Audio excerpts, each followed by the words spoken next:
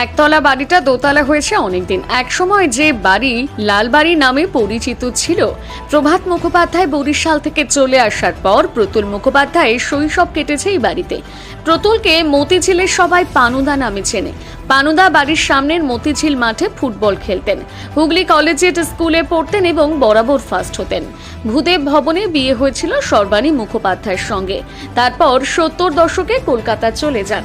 প্রতুল মুখোপাধ্যায়কে নিয়ে টুকরো স্মৃতি রয়েছে চুঁচুড়ার মতিঝিল এলাকার বাসিন্দাদের। তার এক আত্মীয় সুখ রঞ্জন গঙ্গোপাধ্যায় বলেন, খুব ছোটবেলায় দেখেছি পাশের বাড়ির বারান্দায় অঙ্ক কষতেন, লিখতে লিখতে গোটা মেঝে ভরিয়ে দিতেন। খুব মেধাবী ছিলেন। মতিঝিলের চেকালিন ক্লাবের নামকরণ তারই করা। বন্ধুরা মিলে সরস্বতী পুজো সাংস্কৃতিক অনুষ্ঠান করতেন। পরে দুর্গাপুজো শুরু হয়। যে মাঠে খেলতেন সেই মাঠের নামকরণ করেছিলেন গ্রিন চেক গ্রাউন্ড। চেকাকিন ক্লাবের পরিচালনায় 12 ভূতের নাটক মঞ্চস্থ হয়েছিল। প্রতুল মুখোপাধ্যায়ের ছোট ভাই প্রদীপ মুখোপাধ্যায় খুব ভালো ছবি আঁকতেন, সেই নাটকের ছবি এঁকে দিতেন। প্রতুল মুখোপাধ্যায়ের বাড়ি প্রায় 50 বছর আগে বিক্রি হয়ে যায়। ওই বাড়ির বর্তমান বাসিন্দা দিব্যেন্দু চক্রবর্তী বলেন, আমার শ্বশুরের শ্বশুর এই বাড়ি কিনেছিলেন। ওনার মতন একজন গুণী মানুষ এখানে থাকতেন, আমরা গর্বিত। প্রতুল মুখোপাধ্যায়ের প্রতিবেশী কিশোর চট্টোপাধ্যায় বলেন, সাংস্কৃতিক পরিমণ্ডল গড়ে তুলেছিলেন, কি অসাধারণ নাটক করেছিলেন। তাদের বাড়িতে ইলেকট্রিক ছিল না, আমাদের বাড়িতে আলো ছিল। মেঝেতে বসে অঙ্ক কষত, মাঠেই আলো পড়তো। বহুদিন যোগাযোগ ছিল না, পরে আমরা যোগাযোগ করি। একবার ক্লাবের অনুষ্ঠানে নিয়ে এসেছিলাম, বলেছিলাম তোমাদের বাড়িটা আছে, শুধু তোমরাই নেই।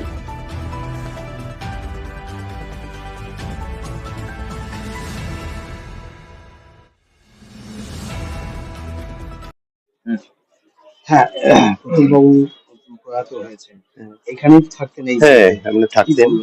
উনি আমাদের সম্পর্কিত আত্মীয় হয়, আমার কাকিমার খুড়তো দাদা হয়। তখন আমরা পাশে বাড়ি করি ছোটবেলায়। এসব বাড়ি টাড়ি তো কিছুই হয়নি। সামনে পুকুরের বাস স্ট্যান্ডের এখানে তখন পুকুর বুঝিয়ে বাস স্ট্যান্ড শুরু হচ্ছে। এমন আমি সত্যি কথা বলতে কি, আমি প্রতুল মুখোপাধ্যায়ের বিয়েতে আমি নিজে তখন খুবই ছোট, আমি নিমন্ত্রিত ছিলাম। আমি আমার ঠাকুমার সঙ্গে গেছিলাম ভূদেব ভবনে। হ্যাঁ, ভূদেব ভবনে ওই মানে মানে আমার প্রতুল, আমরা পানুদা বলতাম, ওই বৌদির নিমন্ত্রিত আমি ছিলাম। আমি দেখি তখন আমি খুবই ছোট। আমাদের ছোটবেলা শুধু আমি নয়, আমাদের পাড়ার সবাইকেই আমাদের দিদিদের সবাইকে কোলে নিয়ে এই এদের বাড়ির পাশে যে মাঠটা ছিল, এই মাঠে উনি আমাদের নিয়ে খেলতেন, নানা রকম খেলতেন। সেই নারকেল গাছের গুড়ি করা ছিল, তার উপর উনি কি সুন্দর হাঁটতে হাঁটতে হাঁটতে হাঁটতে চলে যেতেন। হ্যাঁ, খুবই গুণী লোক ছিল। কলেজ স্কুলের কৃতি ছাত্র। সেই সময় উনি ফার্স্টও হতেন কলেজ স্কুল ফার্স্ট। উনি এবং মানে যে বৌদির যে ভাই, ওরা দুজনে কিন্তু সহপাঠী ছিল। মানে যিনি প্রতুল মুখোপাধ্যায়ের যে স্ত্রী, তার যে দাদা আর মানে পানুদা যে প্রতুল মুখোপাধ্যায়, ওরা দুজনে সহপাঠী ছিল এবং দুজনেই কলেজ স্কুলের ফার্স্ট বয়। মানে ফার্স্ট হতো তো সেকেন্ড হতো সেই সময়। তারপর কতদিন আগে ওনারা চলে গেলেন? হ্যাঁ, এখান থেকে গেলেন কতদিন আগে?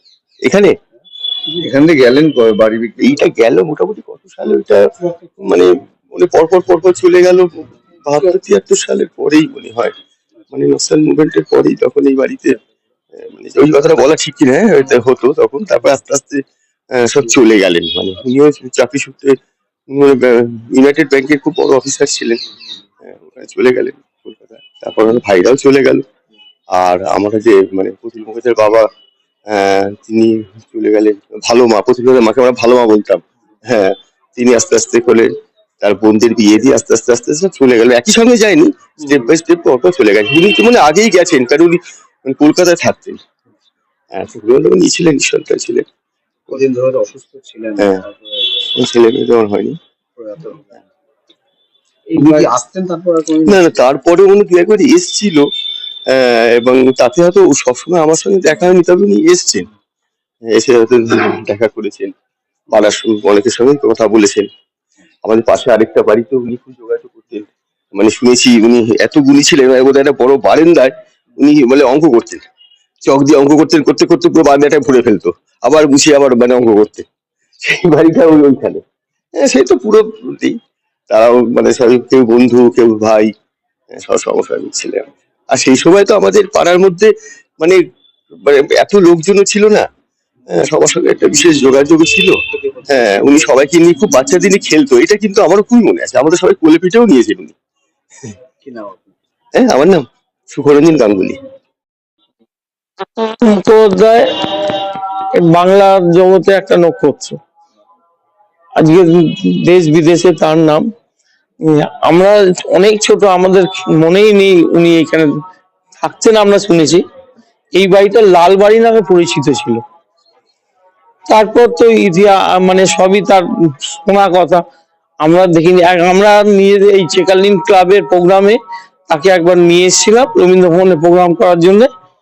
তাতে উনি গান গেয়েছিলেন, বা এখানে যখন আসতেন সবাইকার একটা আবদার থাকতো একটা গান গান, ঠিক আছে। উনি বাংলার গান গাই, হ্যাঁ, বিখ্যাত গান। হ্যাঁ, আমরা শুনেছি তার মুখে। তারপর ইতিহাস, এখন উনি মারা গেলেন, এটা আমাদের অনেক লস। আমাদের মানে এই যে চেকালিন ক্লাব তৈরির মূলে উনি, ওনারা আছে, ওনাদের বন্ধু বান্ধব মিলে আজকে মতিঝিল চেকালিন ক্লাবটা তৈরি করেছিলেন। কিন্তু পরবর্তীকালে আর ওনারা থাকতে পারেননি, যে কোনো কারণে আমি বলতে পারবো না। তাও যোগাযোগটা ছিল, ওনার ভাইয়েরা এখানে আসতেন, যাতায়াত ছিল। ওনার এক ভাই ওই বেথুন কলেজের টিচার। তা উনি, ওনার শেষ ইচ্ছা ছিল শাম্বুরঘাটে মারা যাবেন, হ্যাঁ, দেওয়া হবে, কিন্তু সেইটা আর হয়ে ওঠেনি। একই পাঁচিলে বাড়ি, একই, হ্যাঁ, আপনাদের সাথে। আমাদের বাড়ির পাশে। কি নাম? আমার নাম সুব্রত বিশ্বাস। প্রতুল মুখোপাধ্যায় থাকতেন। আচ্ছা, হ্যাঁ, আমার মতো একজন গুণী মানুষ একজন মারা গেলেন আজকে, কি বলবেন? না, সত্যিই তাই। আমাদের মানে কি বলবো, একটা খুবই লস হলো, খুবই দুঃখের দিন, এবং খুবই আমাদের ক্ষতি হলো একটা দেশের। এবং উনি একটা আমাদের এখানকার গৌরবই ছিলেন। তিনি আজকে নেই। তা কি বলবো, আমাদের সত্যিই তাই খুবই দুঃখজনক একটা ব্যাপার। এবং আমরা এই বাড়িটা আমাদের উনি থাকতেন, আমরা জানি এরকম থাকতেন, তো সেই বাড়িতে আমরা আছি।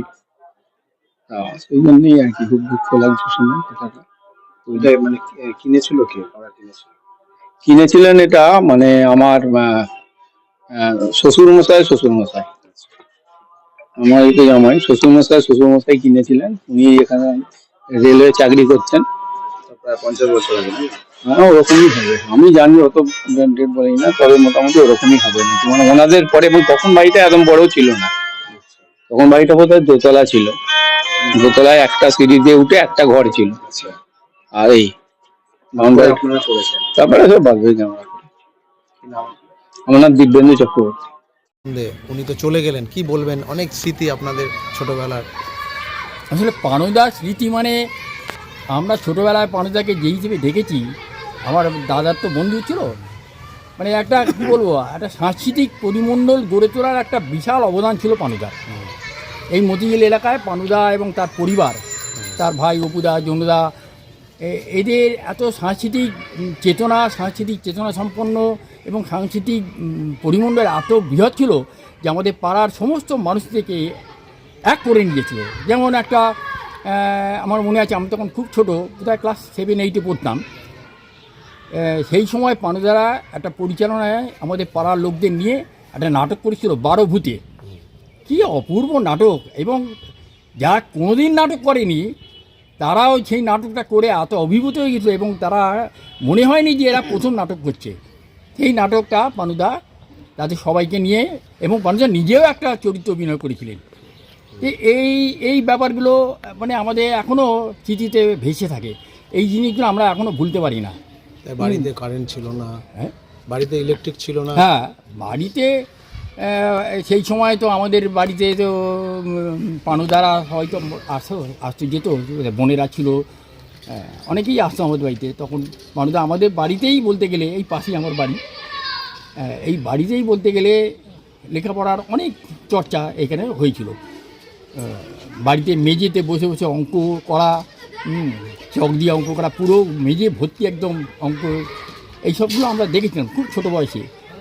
আর এছাড়া এদের প্রত্যেকেরই আঁকা ঝোঁকা এত ভালো। বাইরে এখানে পড়তো লাইটে বাইরে। হ্যাঁ, আর এছাড়া এত আঁকা ঝোঁকার ব্যাপারগুলো তো আমরা তো ভুলতেই পাই না। অপুদা মানে তার ছোটো ভাই প্রদীপ মুখার্জি কী সুন্দর আঁকা ঝোঁকা করতো।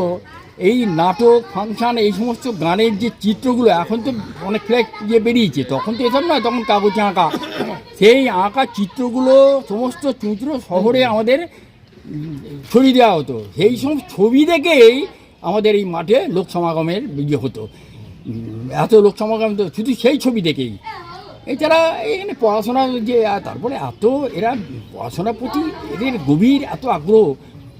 বাড়িতে হয়তো আলো ছিল না, কিন্তু মাঠেই তারা পড়াশোনা হাঁটতে হাঁটতে পড়াশোনা করতো। এরকম দৃশ্য আমরা একসময় দেখেছিলাম। তো এইসব অনেক ছোটোখাটো দৃশ্য আমাদের কাছে আছে এখনও, তাই ভাবি। তারপরে তো বহুদিন পানুদাদের সঙ্গে বা পরিবারের সঙ্গে তো যোগাযোগ বিচ্ছেদ হয়ে গেছিলো, যার জন্যে আমরা অনেক দিন যোগাযোগ আর রাখতে পারিনি। পরে অবশ্য যোগাযোগ হয়েছে আমাদের ফোন নম্বর পাওয়ার পর। কিছুদিন আগেও আমাদের সঙ্গে পানুদার কথাবার্তা হয়েছিল এই সমস্ত পুরনো কথা নিয়ে। পানুদাও আমাদেরকে বলতো কিছু তোমাদের সেই বাড়ির কথা, সেই পুকুরের কথা, মসজিদের কথা, এছাড়া এখনও আমাদের চোখে ভাসে। হ্যাঁ, সেগুলো কিন্তু এখনও আছে, সেই মক্কা আছে, সেই মসজিদ আছে, সবই আছে।